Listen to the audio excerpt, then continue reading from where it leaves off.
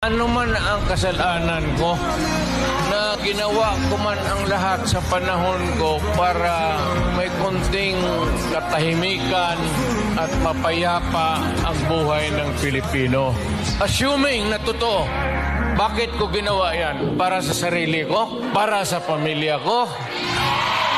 Para sa inyo at ang inyong mga anak sa ating bayan. Bakit? Tumahimik ba ang bayan natin kung Pilipinos, hold up dito, hold up. Tayo mga ayaw ng gulo, napipilitan tayo to confront evil because nandyan sa harap natin. Sino ba naman gustong pumatay? Utang inang yan.